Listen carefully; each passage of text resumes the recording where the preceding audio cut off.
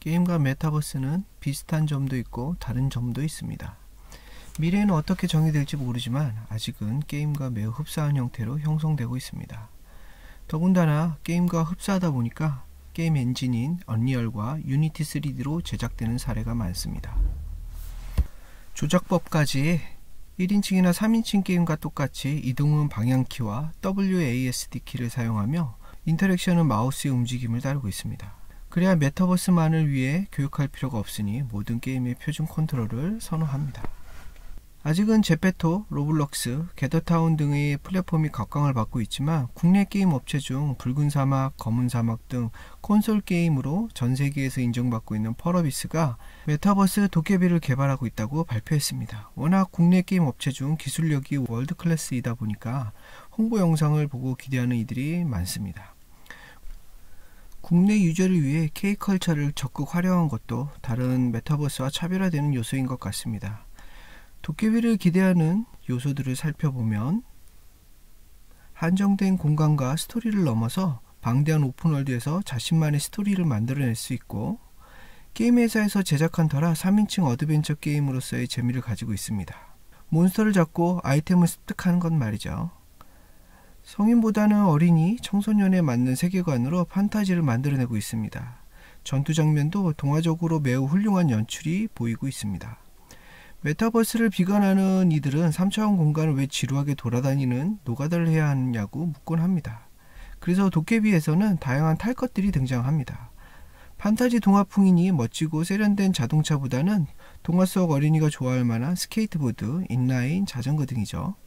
그렇다고 유치하지 않습니다. 저도 기대하는 터라 많은 메타버스의 세계를 만들어질 것으로 예상하고 있습니다. 2022년 런칭을 기대하고 있는데 팬데믹으로 가능할지 모르겠습니다. 늦어도 2023년에는 나오겠죠.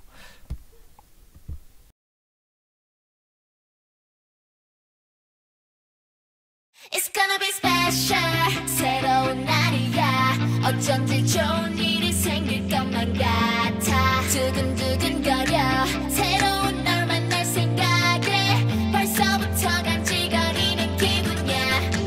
널 찾아낼 거야. 좀만 기다려봐. 널 내게 보여봐. Show me your everything. 도전은 환영해. Cause I'm a superstar. I'm gonna burn it up. Cause I'm a rockstar. I'm a rockstar. 세상을 흔들어.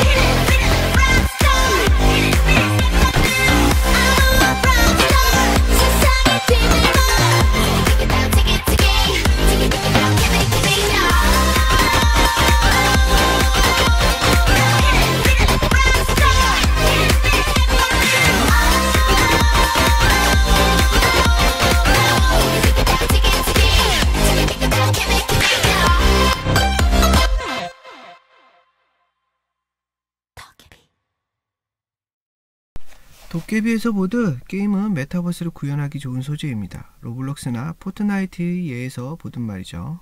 그렇다고 게임의 오락성에 너무 큰 비중을 두기보다는 사회의 경제활동과 문화, 교육활동 통해서 현실 세계와 연결이 되는 게 무엇보다 중요합니다. 메타버스 성립 조건을 좀 살펴보도록 하겠습니다. 무엇보다도 메타버스에서 활동하는 유저가 많아야 합니다. 그래야 서로 소통하며 사회활동이 이루어질 테니까요. 그러면서 시장경제도 필요합니다. 새로운 것을 만들어내고 그것이 거래되면서 경제적 가치를 만들어야 하니까요. 그리고 가상공간만이 가지는 공간의 가치를 만들어야 합니다. 실세계는 물질적인 땅이 존재하지만 가상세계는 말 그대로 디지털로 만들어진 공간이니까요.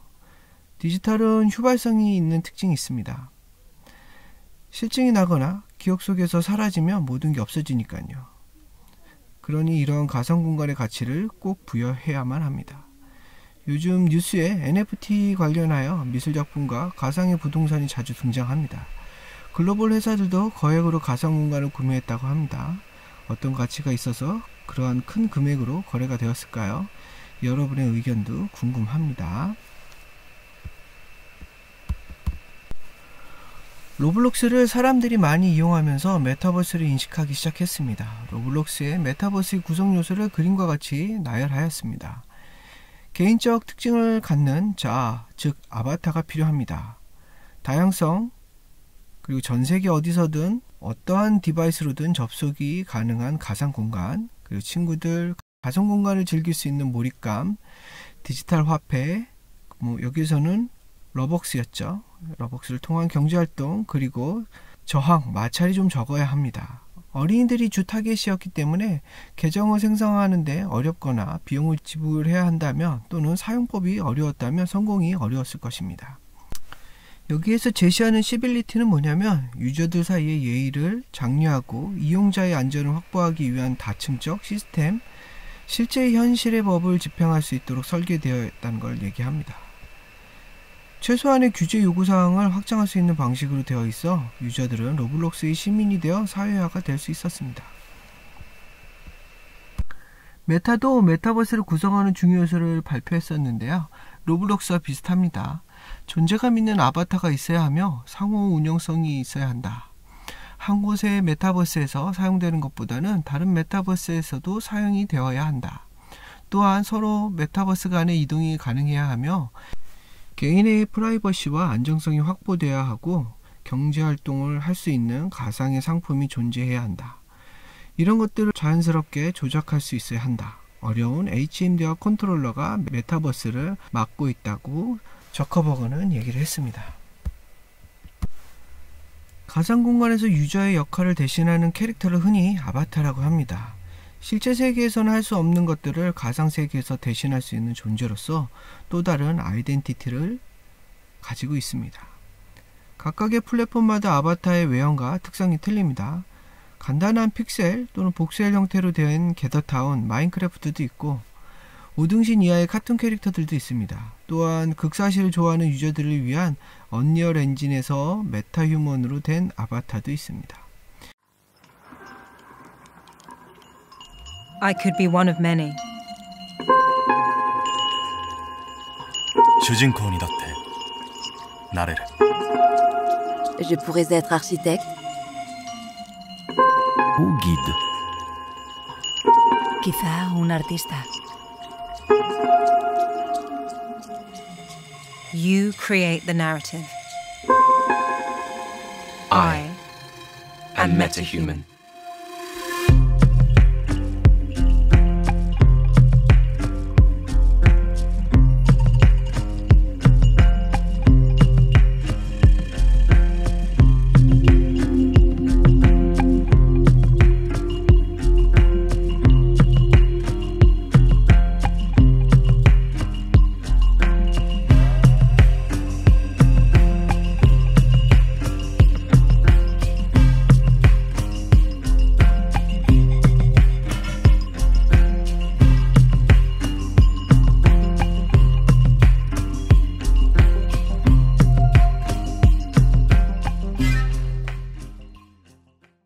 이런 극사실 디지털 휴먼들도 있고 귀여운 카툰 캐릭터들도 있습니다. 가상 공간도 중요하겠죠. 메타버스를 즐기는 공간이며 다른 유저들과 상호관계를 만들어가는 공간입니다. 부동산의 광풍이 들이온 한국에서는 당연히 큰 관심을 가지는 수익 모델이 되었습니다. 실세계와는 다르게 가상 공간에서는 게임 개발자들이 쓰던 레벨 디자인 툴로 공간을 창의적으로 만들 수 있습니다. 저희 세대에는 스타크래프트가 전국 대표 게임이 되었을 때 이 레벨 디자인 툴로 유저가 직접 배틀존을 만들어서 친구나 타 유저들과 게임을 즐기곤 했었는데 말입니다. 이젠 부동산 개발 툴이 되었습니다. 플랫폼마다 레벨 디자인 툴도 제공하는 추세이며 정해진 룰에 폐쇄된 공간에서 자유도를 높여주는 추세입니다. 이렇게 유저가 부동산을 창출하고 거래할 수 있도록 하며 수익 모델로 큰 관심이 이어지고 있습니다. 가상자산에 세금을 부여해야 한다는 의견이 많은데 가상 부동산에도 종합소득세를 내야 하는 시대가 올까요? 가상세계도 실세계를 닮아갑니다. 제페토에서 활동 중인 크리에이터 렌지는 캐릭터 의상을 만들어 판매합니다. 이는 가상화폐 잼으로 거래되며 현금화가 가능합니다. 자신의 유튜브 채널을 통해 공개한 6월간 매출은 9천만원, 그가 밝힌 월 평균 수입은 1,500만원을 달했다고 합니다. 로블록스에서는 이탈리아 명품 구찌의 디오니소스 디지털 전용 가방이 4,115달러, 약 우리나라 돈으로 465만원에 거래되었습니다. 가상세계에서만 존재하는 한정판 가방으로 들 수도 만질 수도 없으나 실제 가방 약 한 3,400달러 정도 되는데요. 그것보다 더 비싸게 팔렸다고 합니다. 유저의 창작 활동이 실제 수익 창출로 이루어지고 있는 것입니다. 제페토도 제페토 스튜디오를 이용해 창작자로 등록한 이용자가 직접 캐릭터 아이템을 제작할 수 있습니다. 판매 수익의 일정 비율을 가상화폐 잼으로 얻는데 실제 돈으로 환전 가능합니다. 발빠른 통신사들도 이렇게 메타버스에서 수익을 창출하는 사업 모델을 만들었습니다. SK에서 이 브랜드를 통해 연내 이용자가 직접 아이템, 의상 등을 제작 판매할 수 있도록 하는 마켓 시스템을 선보였습니다. 나아가 로블록스의 로벅스, 제페토의 잼과 같은 이 브랜드에서 통용되는 전용 화폐를 제작하는 것을 검토하고 있습니다. 호스트 후원, 입장권 구입, 그리고 크리에이터에게 아바타, 공간을 제작, 판매를 통한 수익 모델을 만들었는데 다른 메타버스 플랫폼과 차별성은 커 보이지 않습니다. 여러분이 메타버스 크리에이터라면 어떤 수익 모델을 만드실 건가요? 기획자 입장에서 생각해보시고 의견을 제출해주세요. 과제입니다. 메타버스 속 가상부동산을 소유하고 거래할 수 있어 큰 수익을 기대하고 이를 선점하는 이가 늘어나고 있습니다. 수익 모델이 모호하고 안정성이 담보되지 않는 투자 위험성에 대한 우려도 함께 나오고 있습니다. 기술 성장 잠재력만 믿고 무지성 투자가 이어지고 있습니다. 디지털 트윈, 곧 거울세계로 만들어진 어스2는 실세계를 반영하고 있는 플랫폼으로 사실적인 것을 좋아하는 유저들이 선호하는 플랫폼입니다. 업랜드의 경우 실제로 존재하는 건물과 교통시설 등을 가상현실로 옮겨와 소유한 보유부동산을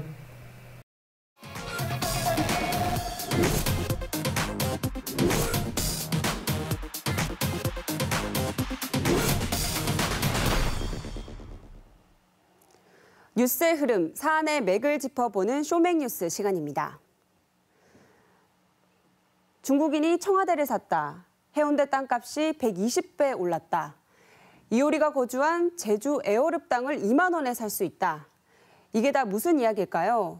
터무니없는 소리로 들리지만 이게 다 가능한 공간이 있습니다. 최근 투자 열풍이 불고 있는 가상부동산 이야기입니다.